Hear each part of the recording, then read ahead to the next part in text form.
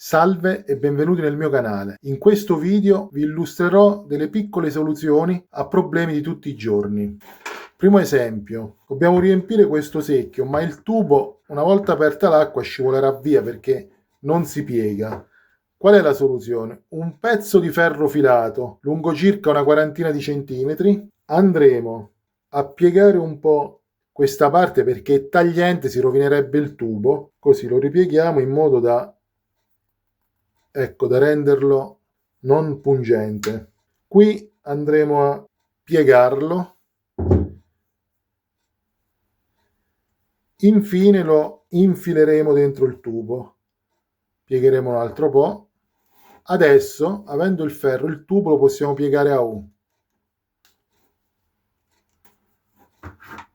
e resta agganciato, quindi possiamo aprire l'acqua senza il rischio che scivoli via il tubo.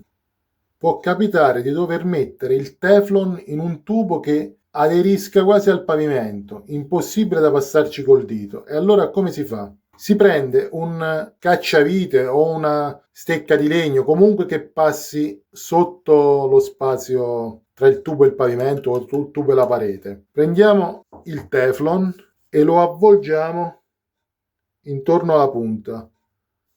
Magari blocchiamo un po' di sbiego. Poi il primo giro, vedete, si blocca, giriamo, ne mettiamo un po', meglio abbondare. Andiamo al tubo, prendiamo questo pezzettino, lo cominciamo a mantenere e poco alla volta, vedete, lo srotoliamo e gira intorno. Dopo il primo giro possiamo già mantenere in tiro, vedete con che facilità si applica. Sarebbe stato impossibile farlo a mano perché lo spazio è molto ridotto. Ecco un'altra semplice soluzione. Abbiamo questa situazione, dobbiamo montare questa piccola guarnizione chiamata O-ring su un tubo filettato oppure un qualsiasi altro oggetto che comporti l'uso di questa guarnizione, ma con le mani ci resta difficile e addirittura si rischia spesso di danneggiare le guarnizioni stesse. E allora come si fa? Si prende un po' di filo abbastanza resistente, lo si raddoppia in modo da creare una sorta di cappietto, si infila dentro l'o-ring, si mette questo cappietto sul tubo, si prendono gli estremi del filo e si tira leggermente un po' verso l'alto, poi si tira sempre un po' di più. Vedete come tiriamo il filo, spinge l'o-ring nella giusta posizione ed ecco il filo liberato. L'o-ring non ha subito stress sulla filettatura, quindi non si è tagliata e abbiamo fatto il nostro lavoro in serenità. Alcune volte capita di dover agganciare questo tipo di molla da un punto a un altro. Di solito prendiamo la pinza, ma il più delle volte ci scivola oppure si danneggia il supporto perché non ci arriviamo e rischiamo anche di farci male se ci parte la molla. Qual è la soluzione? Un pezzo di cavo elettrico o anche un materiale, una cordicella resistente. Si passa il cavo dentro un terminale della molla, si aggancia e si tira, vedete? Fatto. Vorremmo saldare questi due cavi insieme, ma non sappiamo come farli restare fermi mentre saldiamo col saldatore a stagno. E allora come si fa? Ci procuriamo un vecchio contenitore del detersivo, tipo questo qua. Magari con la base rettangolare è ancora meglio. Andrò a tagliare il fondo. Ecco qui per intenderci. Questa parte non ci serve più. Questa è la parte che ci tornerà utile. Facciamo un intaglio. Così frontalmente, la stessa direzione, facciamo la stessa cosa.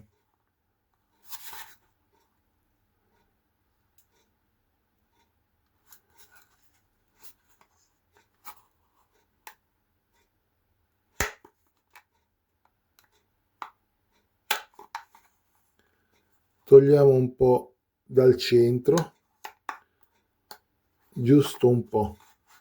Vedete, alla fine otterremo questi incavi che serviranno a tenere fermo il filo. Certo non lo terrà fermo completamente, però potremmo lavorare meglio. Ad esempio, se dovessi saldare questi due fili, li avvolgo un po', li posiziono qui così. Adesso sarà più facile saldarli.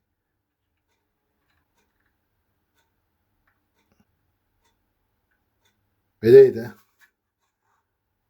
saldatura c'è, la scatoletta la tolgo. Si potrebbe mettere anche una spugnetta umida per evitare di bucarlo, oppure se cade una goccia di stagno, ma un semplice fondo di un contenitore può servire per fare questo.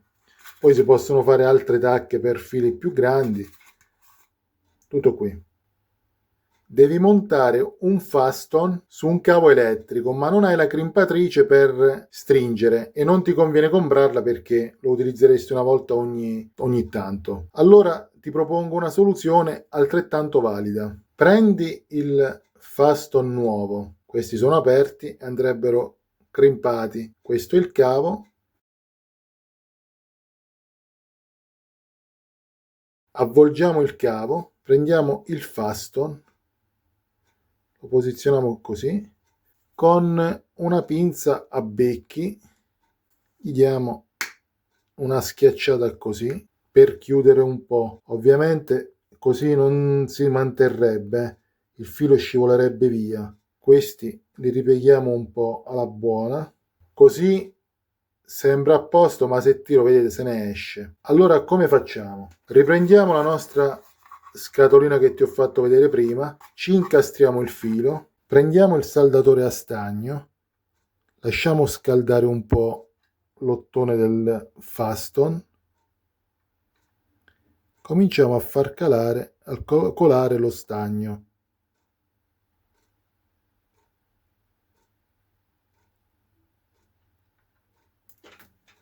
Adesso vi mostro il risultato. Lo stagno per capillarità è stato assorbito dal filo e si è fuso insieme al faston.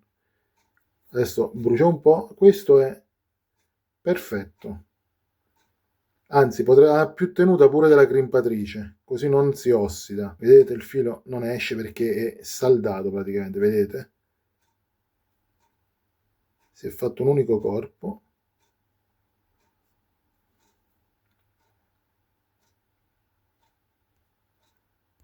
Ora ti mostro come rimuovere le tracce di colla dai barattoli. Per rimuoverlo abbiamo bisogno di un tovagliolo di carta e olio di semi. Bagniamo la superficie con l'olio di semi, vedete? Magari lo lasciamo un po' ammollare qualche secondo.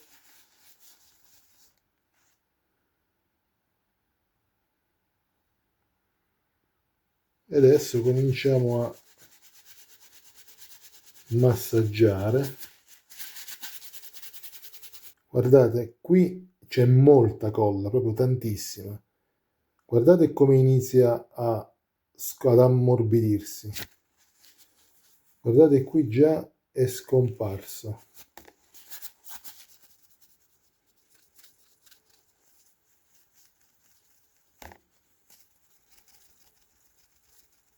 Dove non ho lavorato quasi per niente, dove ho lavorato un po' di più, dove ho praticamente, forse con una carta più abrasiva o uno straccio va ancora via meglio, ma i risultati li vedremo a breve.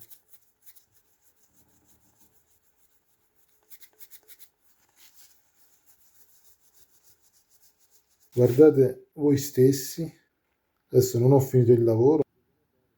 Se il video ti è piaciuto, mi raccomando, iscriviti al canale, metti un like e condividi. Grazie.